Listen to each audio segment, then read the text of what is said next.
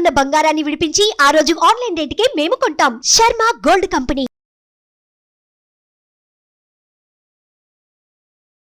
నమస్కారం, నేను మీ జాహ్నవి. మనతో ఉన్నారు ప్రముఖ జ్యోతిష్య వాస్తు పండితులు, జ్యోతిష్య వాస్తు శిక్షణ నిపుణులు, లలిత ఉపాసకులు బ్రహ్మశ్రీ నానాజీ పట్నాయక్ గురువు గారు.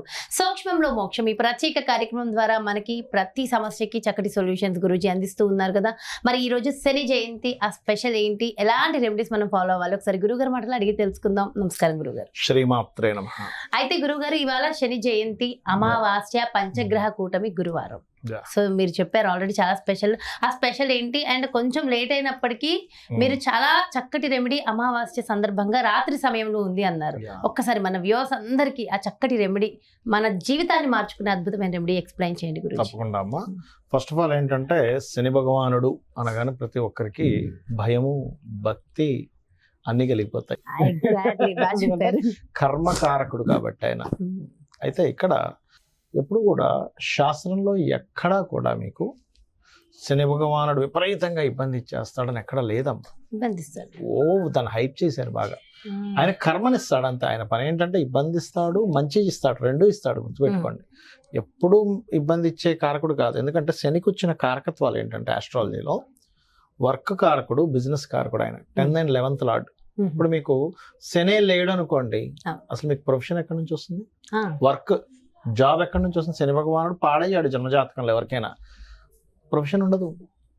శని అని భయపడుతున్నాను చూసారా? శని గ్రహం గనక పాడైంది, ప్రొఫెషన్ ఏమి ఉండదు, ఖాళీ ఇంట్లో కూర్చుంటాడు. శని బాగుంది, ఆటోమేటిక్గా ప్రొఫెషన్ బాగుంటుంది. అంటే ఇక్కడ మనం అర్థం చేసుకోవాల్సింది ఏమిటి, శనిని బాగుపరుచుకోవాలి. కాన్సెప్ట్ ఈజ్, శని వద్దనుకోవడమో శనిని చూసి భయపడమో కాదు, శనిని బాగుపరుచుకోవడమే. అంటే ఏంటి, మన కర్మను బాగుపరుచుకోవడం. శని ఈజ్ ఈక్వల్ టు కర్మ. కర్మని బాగుపరుచుకుంటే శని ఆటోమేటిక్గా బాగుపరచుకోవడం అవుద్ది. కర్మ బాగుపడితే మనం బాగుంటాం. అందుకే నువ్వు నీ కర్మ తిరిగి వస్తుంది అంటారు, నీ కర్మరా అంటూ ఉంటాం. చూడండి, మనం ప్రతిసారి ఎలాంటి వర్డ్స్ వాడతాం అంటే, నీ కర్మ మనం ఏం చేయలేమంటాం, నీ కర్మ బాగుంది అంటాం, కర్మ బాగాలేదంటాం, అవునా? నీ కర్మ మారదులే అంటాం. ఎందుకంటాము? బికాస్ ఆఫ్ కర్మకారక. అదే నువ్వు మంచి కర్మ చేయి, మంచి ఫలితాలు వస్తాయంటాం. నువ్వు చెడు కర్మలు చేసి చెడు కర్మ ఫలితాలు వస్తాయంటావు. ఇది కూడా భగవద్గీతలో శ్రీకృష్ణ పరమాత్మ చెప్పాడు. అయితే ఇక్కడ ఎప్పుడు కూడా కర్మకారకుడు 11th హౌస్లో, అంటే న్యాచురల్ 11th హౌస్ అంటారు. కుంభరాశిలో ఉన్నప్పుడు కనుక శని జయంతి వస్తే అది ఇంకా అద్భుతమైన ఫలితాలు ఇస్తుంది. ఇప్పుడు కుంభరాశిలో ఉన్నాడు, ఎలాగో ఇంకో సంవత్సరం వరకు అక్కడే ఉంటాడు, ఇంకో 11 months వరకు ఆల్మోస్ట్. ఈ సమయంలో శని జయంతి వచ్చినప్పుడు, అది కూడా అమావాస్య రోజు వచ్చినప్పుడు, పర్టికులర్గా 2 నామాలు కనుక కంటిన్యూస్గా కనుక మీరు చేయగలిగితే, అందులో ఒకటి అమ్మవారిది, రెండవది ఆంజనేయ స్వామికి సంబంధించింది గనక చేయగలిగితే, లేదండి నాకు మనకి శని భగవానుడికి సంబంధించింది కూడా నీలాంజన సమాభాసం రవిపుత్రం యమాగ్రజం ఛాయామార్థాండ సంభూతం తన్నమామి శనిశ్చరం చేసుకుంటారంటే చేసుకోండి, తప్పేం లేదు. అయితే ఇక్కడ నేను చెప్పేది ఒకటే, మీరు ఎప్పుడు కూడా గుర్తుపెట్టుకోండి, కర్మ అనేటువంటిది మన శ్వాసతో సంబంధం కలిగి ఉంటుంది. ఎందుకు, ఎలాగా అంటే, మీరు చూడండి, హిమాలయాల్లో జీవించేటువంటి వారు కానీ, కొంతమంది అఘోరాలు కానీ, యోగులు కానీ, కొంతమంది ఎవరెవరైతే ఎక్కువ కాలం బ్రతికిన వాళ్ళు ఉన్నారు, 300, 500, 1500 సంవత్సరాలు బ్రతికిన వాళ్ళు కూడా ఉన్నారు ఈ భూమి మీద. వాళ్ళందరికీ కూడా ఏమిటంటే, శ్వాస మీద ఉండేటువంటి బలం, అంటే వాళ్ళు దాన్ని ఎవరైతే కంట్రోల్ చేయగలుగుతారో వాళ్ళ కర్మ ఆటోమేటిక్గా సెట్ అయిపోతుంది. ఈ శ్వాసకి మూన్తో పాటు సాటర్న్ కూడా అవుతాడు కారకుడు. ఎందుకు? ఆయుష్ కారకుడు శని భగవానుడు అవుతాడు కాబట్టి. అయితే ఇక్కడ ఏంటంటే, కర్మను తొలగించేటువంటి ప్రక్రియలో మీరు గనక శ్వాసని అంటే లాక్కోవడం, బ్లాక్ చేయడం, మళ్ళీ వదలడం, ఇది గనక ఎవరైనా మంత్రంతో కలిపి చేయగలిగితే ఈరోజు 100% కర్మకారకుడైనటువంటి శని యొక్క అనుగ్రహం కలగడం ద్వారా మీకు క్లియర్ అవుతుంది. అంటే ఏ మంత్రం అంటే చెప్తాను. మంత్రం నెంబర్ 1 అమ్మవారికి సంబంధించినటువంటిది, అనాకలిత సాదృశ్య చుబుక శ్రీ విరాజితాయై నమః. ఎందుకంటే ఈ మంత్రమే ఎందుకు చేసుకోవాలి లలిత సహస్రనామాల్లోది అంటే, అమ్మవారి యొక్క గడ్డపు శోభ గురించి చెప్పినటువంటి మంత్రం ఇది. మనకి ముఖవర్చస్సును చూసి చెప్పేటువంటి శాస్త్రం ఉంటుంది, ముఖాన్ని చూసి జాతకం చెప్తూ ఉంటారు కొంతమంది. దానికి ముఖానికి నవగ్రహాలను ఆపాదిస్తారు. ఎలాగా అంటే, నుదుటి భాగం బుధుడు, కుడి కన్నుకి రవి, ఎడం కన్నుకి చంద్రుడు, బుగ్గలకి శుక్రుడు, గురువు. ఎవరికైనా చూడండి, గురువు బాగున్నాడు, ముక్కు చాలా బాగుంటుంది. గురువు కనుక శుభగ్రహాలతో కలిస్తే ముక్కు చాలా బాగుంటుంది, గురువు పాపగ్రహాలతో కలిస్తే ముక్కు కొంచెం వాళ్ళకి కొంచెం పెద్ద ముక్కు ఉండడం ఇట్లాంటివి జరుగుతుంటాయి, చిన్న ముక్కు ఉండడం అట్లాంటివి జరుగుతుంటాయి. అదేవిధంగా బుధులు బాగుంటే నుదురు బాగుంటుంది, శుక్రుడు బాగుంటే బుగ్గలు బాగుంటాయి. అలాగే శని గడ్డానికి కారకుడుగా చెప్తారు. ఐబ్రోస్ ఇస్ మార్స్, చెవులు అనేది బుధుడు. ఓకే, అట్లా ఒక్కొక్క దానికి ఒక్కొక్కటి కారకుడుగా చెప్పారు. అందులో పర్టికులర్గా ఈ గడ్డ సంబంధించినటువంటి ఈ పార్ట్ ఏదైతే ఉందో ఇది శని భగవానుడు అనమాట. ఓకే, అయితే అమ్మవారి యొక్క నామాల్లో అమ్మవారి గడ్డపు శోభ గురించి ఉండేటువంటి నామం ఇదొకటి, అనాకలిత సాదృశ్య చుబక శ్రీ విరాజితాయై నమః. అంటే అమ్మవారి గడ్డపు శోభ ఎవరు వర్ణించలేరని చెప్పారు లలితాసహస్రనామాల్లో. వసిన్యాది వాగ్దేవతలు ఎవరు వర్ణించడం కుదరదమ్మా, అంత గొప్పగా ఉందట. అయితే దీన్నే మన ఆదిశంకరాచార్యుల వారు కూడా ఎవ్వరూ వర్ణించలేరమ్మా, కాకపోతే పిడిలాగా ఉందమ్మా నీ గడ్డం అన్నారు. అంటే ఒక అద్దపు పిడిలా ఉందట, అద్దం పట్టుకుంటే పిడి ఉంటుంది కదా కింద హోల్డ్. అంటే అతని తండ్రి చిన్నప్పుడు పట్టుకున్నాడు ఆయన ముఖం, ఆవిడ ముఖాన్ని, అబ్బాయి ఎంత బాగుందమ్మా నీ ముఖం అని.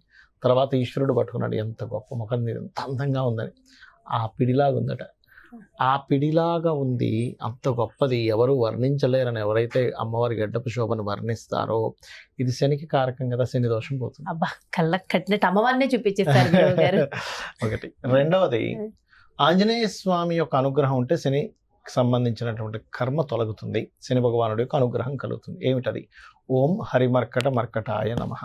అందులో ఇప్పుడు ఉన్నది మనం శుభకృత సంవత్సరం కాబట్టి చేసినట్లయితే ఖచ్చితంగా వీళ్ళకి దోషం అనేటువంటిది పోతుంది. అయితే ఇందులో ఎవరికైనా శని మహాదశ నడుస్తున్నా, ఏలినాడు శని నడుస్తున్నా, అష్టమ శని నడుస్తున్నా, అర్ధాష్టమ శని నడుస్తున్నా ఇప్పుడు ఖచ్చితంగా చేసుకుంటే ఇంకా బలంగా క్లియర్ అవుతుంది. ఎందుకంటే అమావాస్యలు ఎప్పుడైతే వస్తాయో అమావాస్య నాడు చేసేటువంటి పూజ కానివ్వండి, అమావాస్య నాడు చేసేటువంటి ఎనీథింగ్ అమ్మవారికి సంబంధించింది, ఆంజనేయ స్వామికి సంబంధించింది, సుబ్రహ్మణ్యేశ్వర స్వామికి సంబంధించింది ఎవరైతే చేస్తారో సర్పారాధన కూడా చేస్తారు.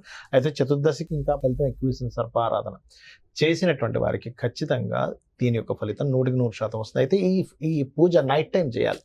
నైట్ టైం అంటే ఏ సమయం? రాత్రి 7:30 తర్వాత నుంచి నైట్ ఎప్పుడైనా చేయొచ్చు మీరు. అయితే దీనికి నియమం ఏమిటి అంటే ఉదయం పూట మీరు ఏం తీసుకున్నా సాయంత్రం తర్వాత ఫుడ్ తీసుకోకండి. సూర్యాస్తమం తర్వాత మరీ ఉండలేమనుకునేటువంటి ఒక పాలు తీసుకోవచ్చు, ఒక పండు తినొచ్చు. కానీ స్నానం చేసేసి పర్టికులర్గా ఏంటంటే మనకి సూర్యాస్తమ సమయంలో చక్కగా స్నానం చేసుకొని దాని తర్వాత ఏమీ ఫుడ్ తీసుకోవద్దు. ఒకవేళ ఉండలేమండి, షుగర్ ఉంటుంది కొంతమంది, అలాంటి వల్ల ఒక పండు తీసుకోండి, తప్పులేదు. చక్కగా పాలు తాగండి, తప్పులేదు. కానీ ఉండగలను అనుకునేవారు నియమాలు పాటించడం ఉండగలను. ఎందుకంటే అమ్మ ఏం లేదు, సింపుల్, నిద్ర వచ్చేస్తుంది, నిలబడదు, శరీరం నిలబడదు, ఇబ్బంది పడతారు. అందుకని అది చేయండి. ఇది 1 గంట సేపు చేయండి మంత్రం. మీరే ప్రాణాయామం చేసే ప్రక్రియ. అలా చేయలేని వాళ్ళు కూర్చొని 1 గంట సేపు ఈ నామాన్ని ఓం అనాకలిత సాదృశ్య చుబుక శ్రీ విరాజితాయ నమః, ఓం హరిమర్కట మర్కటాయ నమః, ఓం అనాకలిత సాదృశ్య చుబుక శ్రీ విరాజితాయ నమః, ఓం హరిమర్కట మర్కటాయ నమః చేస్తే సరిపోతుంది. 7:30 నుంచి ఏ టైంలో రాత్రి 12 వరకు. బట్ ఇక్కడ ఏంటంటే ఆ మంత్రాన్ని ఆస్వాదిస్తూ చేయండి అంటారు. ప్రత్యేకమైన ప్రసాద నివేదన అది మీ ఇష్టం.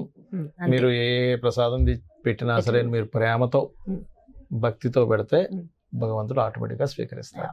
చాలా చాలా సంతోషం గురువు గారు, చక్కగా ఎక్స్ప్లెయిన్ చేశారు. Thank you so much. శ్రీమాత్రే నమః. ఎస్, చూసారు కదండి. మరి ఇది ముఖ్యంగా అమావాస్య, పంచగ్రహ కూటమి, ముఖ్యంగా శని జయంతి. ఈ సందర్భాన్ని పురస్కరించుకుని ఖచ్చితంగా 7:30 నుంచి రాత్రి మనం ఆచరించవలసిన విధి విధానాలు, మంత్ర జపము, సో చక్కగా అందరూ చేసుకోవడం వల్ల సకల శుభాలు కలుగుతాయని గురువుగారు ఎక్స్ప్లెయిన్ చేశారు కదా. మరో ప్రత్యేకమైన కార్యక్రమంతో మళ్ళీ మీ ముందుకు వచ్చేస్తాను. మరి అలాగే మీ యొక్క జాతకానికి సంబంధించి కానీ, లేదంటే మీ ఇంటి వ్యాపార వాస్తుకు సంబంధించి కానీ గురువు గారిని సంప్రదించాలి, అపాయింట్మెంట్ కావాలి అనుకుంటే ఇంకెందుకు కాల్ చేసి వెంటనే క్రింద డిస్ప్లే అవుతున్నటువంటి నెంబర్స్కి కాల్ చేసి అపాయింట్మెంట్ తీసుకోండి. నమస్కారం. సుమన్ టీవీలో మీ పర్సనల్ అండ్ బిజినెస్ ప్రమోషన్స్ కోసం కింది నెంబర్కి కాంటాక్ట్ చేయండి.